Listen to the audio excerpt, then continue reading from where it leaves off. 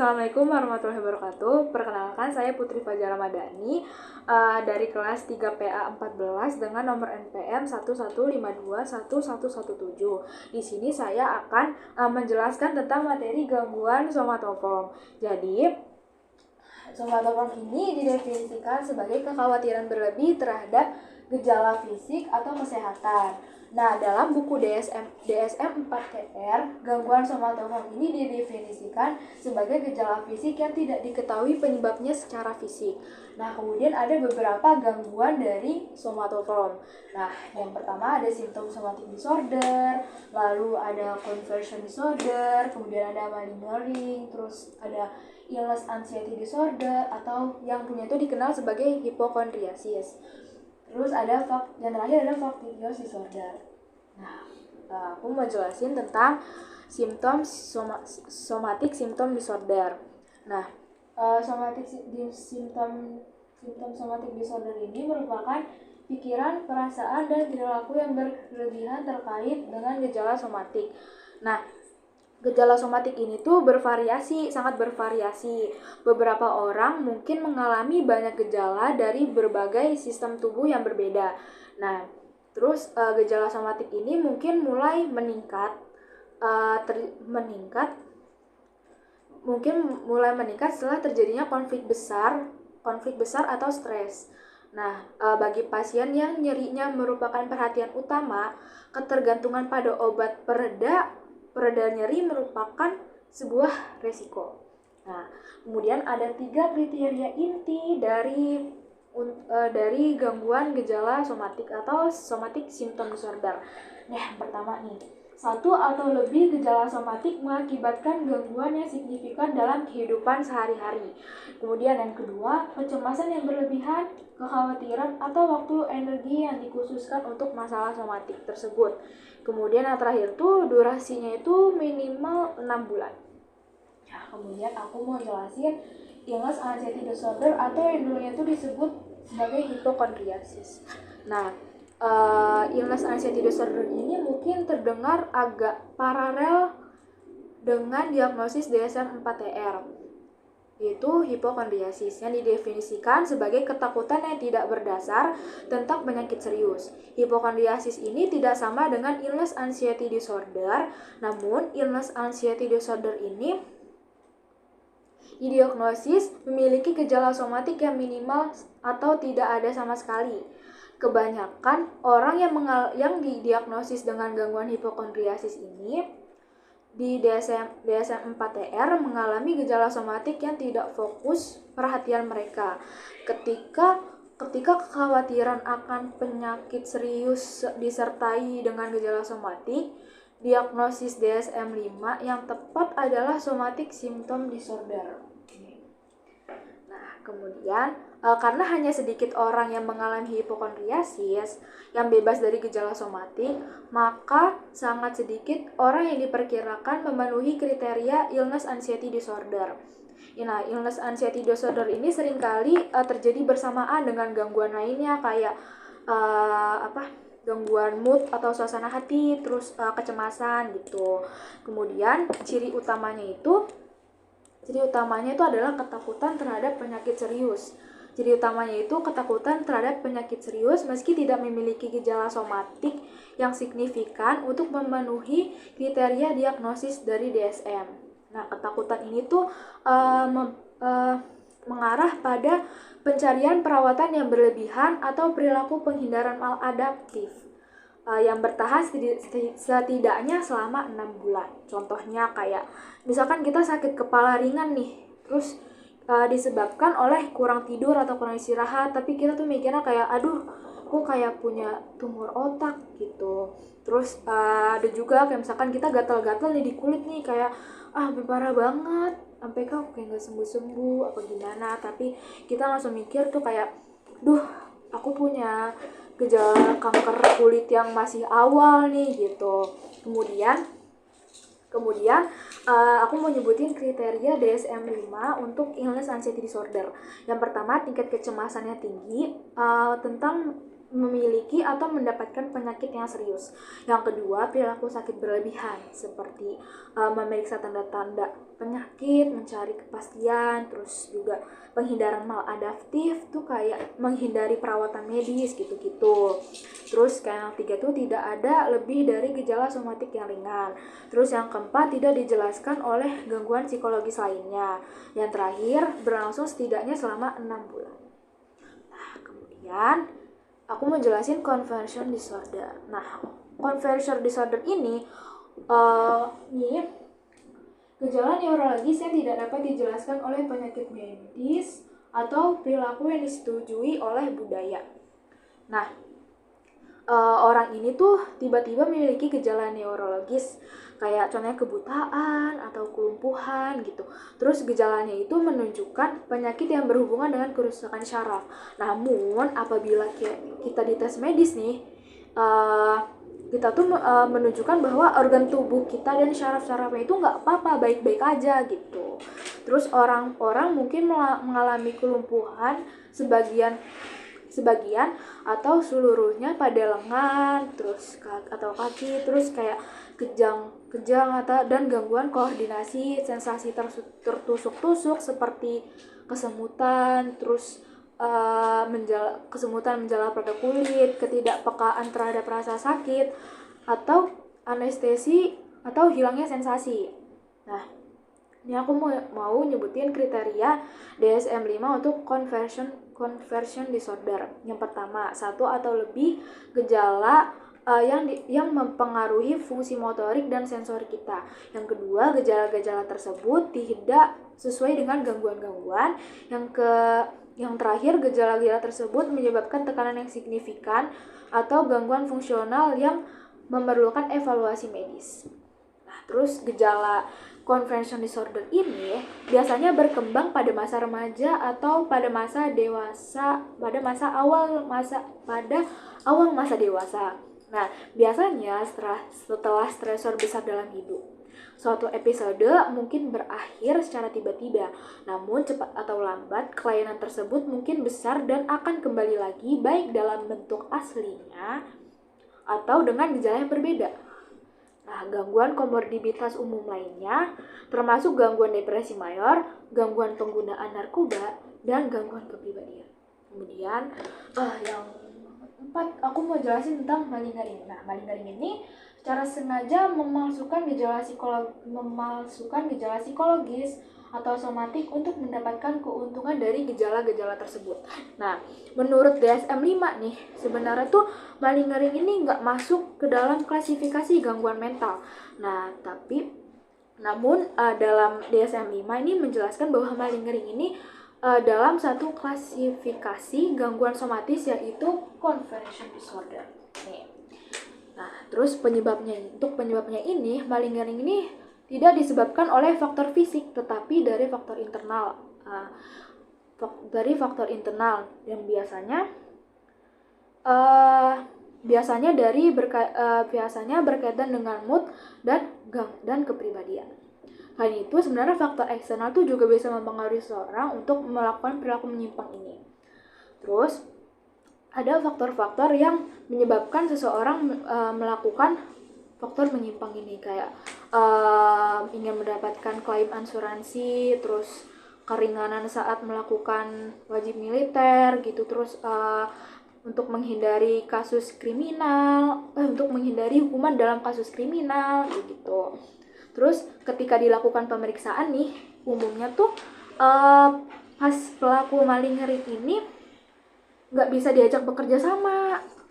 Nah, oleh sebab itu dari orang-orang sekitarnya dibutuhkan untuk membuat diagnosis.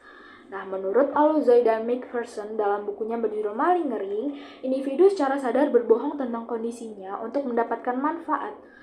Setelah mendapati manfaat tersebut, mereka akan berhenti mengeluh. Tidak ada obat atau intervensi yang dapat menyembuhkan kondisi ini. Namun jika orang yang melakukan malingering kehabisan alasan, mereka akan menyerah dengan sendirinya. Nah, terakhir aku mau jelasin tentang Porphyrios disorder atau pemalsuan gejala psikologis atau fisik psikologis tanpa bukti keuntungan dari gejala tersebut. penyebab dari factitious disorder ini belum diketahui. Tapi gangguan ini tuh bisa dipicu oleh kombinasi dari faktor psikologis seseorang dan pengalaman hidup. Terus adapun faktor pemicunya nih.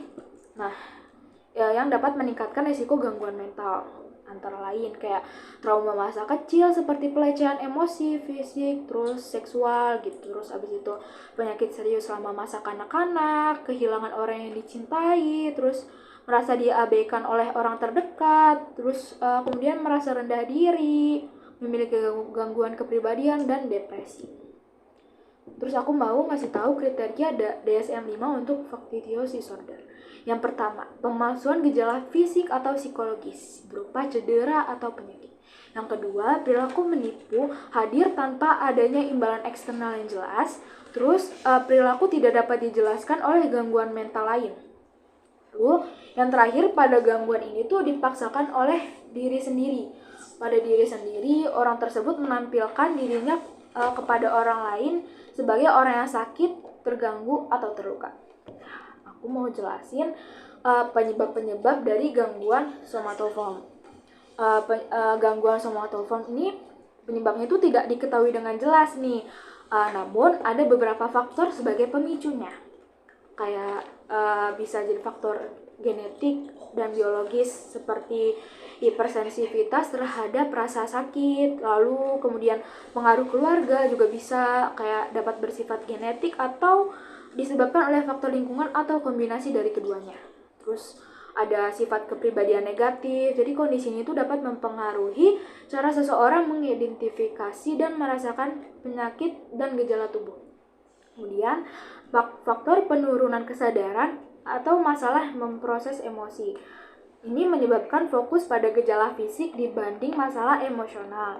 Dan yang terakhir, perilaku yang dipelajari. Jadi usaha untuk mendapatkan perhatian lebih dan manfaat lain dari gejala penyakit yang dialami, seperti tidak harus melakukan kegiatan tertentu karena dianggap dapat memperparah gejala.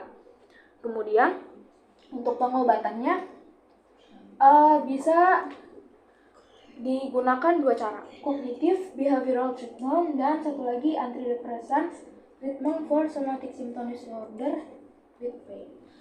Terus ada satu lagi yang belum aku sebutin, yaitu hipnoterapi atau hipnosis. Nah, aku mau jelasin yang cognitive behavioral treatment. Nah, jadi terapi perilaku kognitif ini telah menerapkan banyak teknik berbeda untuk membantu orang dengan gangguan terkait gejala somatik. Emosi negatif yang menyertai kecemasan dan gangguan depresi seringkali memicu gejala fisiologis dan meningkatkan tekanan terhadap gejala somatik tersebut. Program psikoedukasi juga dapat membantu pasien mengenali hubungan antara suasana hati negatif dan gejala somatik. Teknik seperti pelatihan relaksasi dan berbagai bentuk pengobatan perilaku kognitif telah terbukti berguna dan mengurangi depresi dan kecemasan yang menyebabkan pengurangan gejala somatik. Terus banyak strategi kognitif yang berbeda yang digunakan dalam pengobatan gejala somatik dan gangguan terkait. Nah, terus beberapa melibatkan pelatihan orang untuk memperhatikan tubuh mereka. Nah, teknik perilaku kognitif ini mungkin dapat membantu orang melanjutkan aktivitas sehat dan membangun kembali gaya hidup yang telah rusak karena terlalu fokus pada masalah yang berhubungan dengan penyakit. Nah, secara umum disarankan untuk tidak terlalu fokus pada hal-hal yang tidak dapat dilakukan pasien karena rasa sakit dan gejala somatiknya, tetapi lebih kepada mendorong mereka untuk kembali terlibat dalam aktivitas yang memuaskan dan mendapatkan kendali yang lebih besar. Kemudian pendekatan cognitive behavioral treatment ini telah terbukti efektif dalam mengurangi masalah kesehatan, gejala depresi, kecemasan, dan pemanfaatan layanan kesehatan dibandingkan dengan kondisi tanpa pengobatan dan perawatan medis biasa. Beberapa penelitian menemukan bahwa pengobatan perilaku kognitif ini dapat mengurangi gejala somatik dibandingkan dengan kondisi kontrol. Namun, efek ini cenderung kecil. Kemudian aku mau jelasin depression for Depression treatment for somatic symptom disorder with pain. Nah, antidepresan ini cenderung membantu ketika nyeri, merupakan gejala dominan dari gangguan somatik. Ada bukti dari sejumlah percobaan double blind bahwa beberapa obat antidepresan dosis rendah, terutama imipramine atau tofranil, lebih unggul daripada placebo dalam mengurangi nyeri kronis dan tekanan terkait antidepresan. Ini mengurangi rasa sakit bahkan ketika diberikan dalam dosis yang terlalu rendah untuk meringankan depresi yang terkait. Antidepresan lebih disukai daripada obat opoid yang sangat membuat ketagihan. Kemudian aku mau jelasin yang terakhir, yaitu hipnoterapi atau hipnosis. Nah, juga bisa digunakan sebagai alternatif terapi nih. Jadi terapi ini dilakukan dengan membuat kondisi tubuh menjadi lebih fokus dan lebih rileks sehingga pasien dapat menerima sugesti positif yang diberikan. Untuk menangani gejala akibat gangguan somatoform dianjurkan untuk mengatasi terlebih dahulu masalah kesehatan mental yang mendasarinya. Jadi dokter itu bisa memberikan resep obat antidepresan terutama bagi penderita yang mengalami kondisi psikologis tertentu seperti depresi, lalu gangguan cemas gitu. Jika masalah dasar tersebut sudah teratasi, pasien bisa perlahan-lahan disadarkan bahwa sebenarnya ia tidak sakit. Dokter bisa menganjurkan psikoterapi seperti terapi psikologi kognitif tadi yang udah aku jelasin. Kemudian agar pasien mengerti alasan utama timbulnya gejala penyakit yang dia rasakan. Kemudian aku mau ngasih tahu pencegahan dari gangguan somatoform. Bagaimana sih supaya kita tuh terhindar dari gangguan somatoform ini? Nah, kayak kita tuh bisa melakukan gaya hidup sehat dengan cara melakukan aktivitas fisik. Aktivitas fisik tuh apa aja sih nih? Kayak kita bisa jalan, terus lari, apalagi ya. Terus sepedaan juga bisa gitu. Terus kayak kita tuh nggak boleh mengonsumsi alkohol dan nggak boleh merokok gitu. Terus kita juga harus mengelola stres dengan baik, menerapkan teknik relaksasi, ikut berbaur dalam kegiatan sosial dan keluarga. Kemudian saya akan membuka sesi tanya jawab. Silakan. Jadi ada yang mau bertanya atau tidak? Hai, aku ingin bertanya. Iya, coba sebutkan namanya siapa. Nama saya Maulidea Prasasti.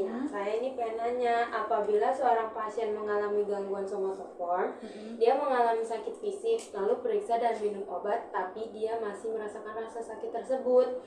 Kemudian dokter menyarankan untuk mengelola stresnya, namun dia masih tidak bisa. Apakah kondisi seperti itu jika dibiarkan pasien tersebut akan mengalami gejala yang semakin parah? Dan apakah gangguan somatoform ini dapat mengakibatkan kematian? Ya, ini pertanyaannya kita tampung dulu ya. Ada yang mau bertanya lagi atau tidak? Aku. Ya, boleh sebutkan namanya. Aku Desiva. Aku penasaran nih, malingering dan fasciitis disorder itu kan keduanya sama-sama berpura-pura ya. Iya. Perbedaan dari mereka berdua itu apa sih? Oke, boleh. Satu lagi ada yang mau bertanya? Saya. Iya, coba sebutkan namanya. Saya perkenalkan, nama saya Virginia Febrianti Golangi. Pertanyaan saya, kira-kira apakah gangguan somatoform itu dapat disembuhkan? Oke, jadi saya akan menjawab, tapi berikan waktu bentar ya untuk menjawabnya.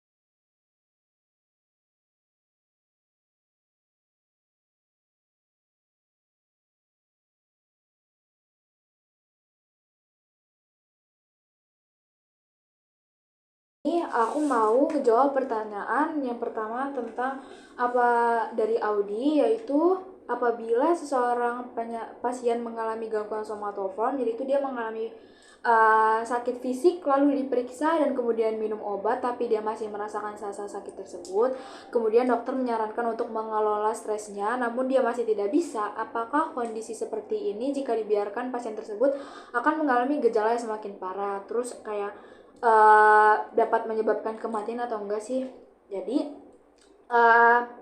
menurut yang saya baca itu pada beberapa kasus dibutuhkan obat antidepresan kan, atau psikoterapi misalnya terapi perilaku kognitif. Jika tidak diobati hingga tuntas, pasien tersebut bisa benar-benar terganggu dengan kondisi yang dialaminya.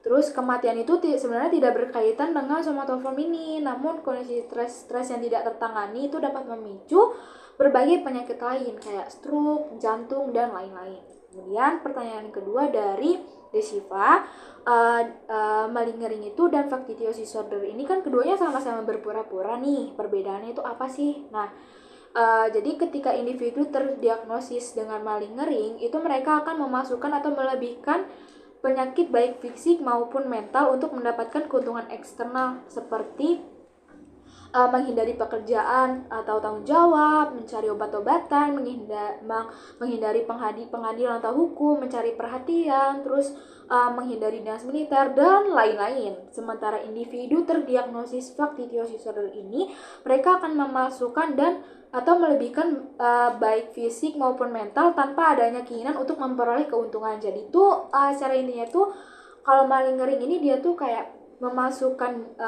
penyakit tapi tuh dia tuh kayak butuh keuntungan, sementara factitious disorder ini dia untuk bukan memperoleh keuntungan tapi untuk mendapatkan perhatian. Kemudian yang terakhir dari Virginia bertanya apakah gangguan somatoform itu dapat disembuhkan.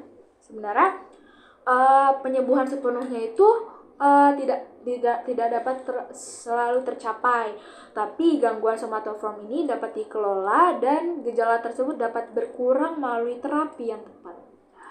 Seperti itu saja penjelasan dari aku mengenai somatoform. Sekian dari saya, kurang lebihnya mohon maaf. Wabillahi taufiq wal hidayah. Wassalamualaikum warahmatullahi wabarakatuh.